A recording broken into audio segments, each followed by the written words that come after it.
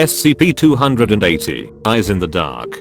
Object Class, Keter. Special Containment Procedures. SCP-280 is to be contained in a 5x5 meter cell, and no equipment of any kind is to be left inside when staff are not present. Containment area is to be kept in total darkness at all times. Any items taken into the containment cell must be removed by staff at the end of testing, and any staff entering into containment must wear infrared goggles and be equipped with an infrared ID strobe and a strong flashlight. In the event of an SCP-280 attack, all staff are to power on their flashlights and illuminate the subject under attack. No aggressive action is to be taken against SCP-280, and staff are to keep 1 meter from SCP-280 at all times. Staff should continue to illuminate SCP-280 until it retreats to a sufficient distance to allow the recovery and extraction of the subject of the attack.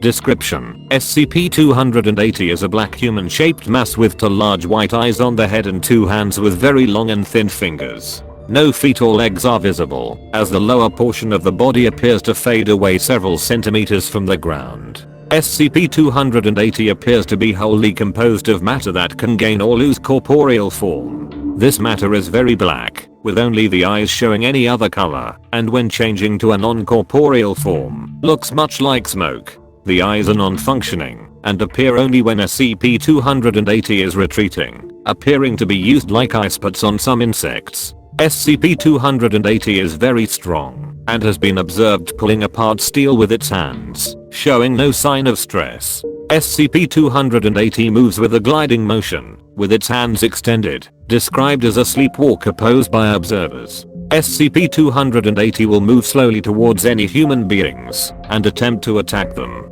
SCP-280 appears to sense human life. No limit has yet been found on this ability. SCP-280 will approach to within 14 centimeters of a subject, and then use its hands to pull and tear at the subject, causing massive physical trauma. The attack can last between 1 and 5 minutes, and will continue until the death of the subject, at which point SCP-280 will expose its eyes, lose corporeal form, and move to the next human. If no humans are present, SCP-280 will move and ball up against a wall or other structure until a human being is again present. SCP-280 will retreat slowly from light, exposing its eyes in the direction of the light, or at any nearby humans. This has been described as extremely disconcerting by those who have been stared at. If the area that SCP-280 currently resides in becomes fully illuminated, or there is a very bright burst of light, SCP-280 will fade away and reappear in another area. This appears to be done purely as a defensive response to light, and will not be used to follow or attack prey. SCP-280 does not appear to eat, breathe, or sleep. It does not ingest any of the tissue removed during an attack, and simply drops it to tear a new piece. Due to its ability to become incorporeal at will, and its aggressive nature, no samples of SCP-280 have been collected. Addendum. Notes on recovery. SCP-280 was recovered in data expunged, Mississippi after several reports of locked room murders and child deaths.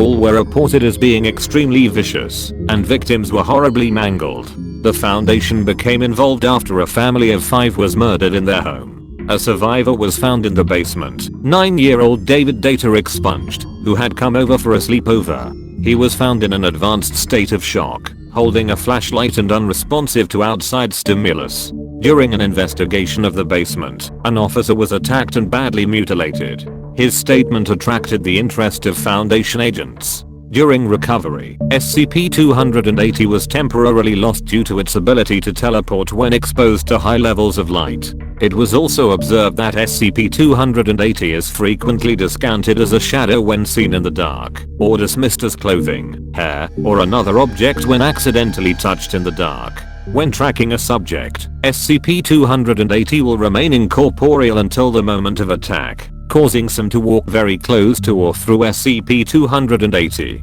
Subjects report a feeling of dread and unease when inside SCP-280. SCP-280 usually does not respond to this, but will sometimes expose its eyes and enter its retreating posture when passed through. No pattern has emerged for this behavior. Addendum. Notes following testing. During a series of extensive testing of the effects of various illumination sources on SCP-280's retreat reflex, SCP-280 broke containment. SCP-280 was observed to repeatedly appear and dissipate throughout the illuminated site, progressing through the sublevels and eventually appearing in SCP-1591's containment chamber. Upon being exposed to SCP-1591, SCP-280 displayed its eyes, but did not retreat. The entity paused and knelt for several minutes before demanifestation. SCP-280 reappeared in its cell several hours later without incident.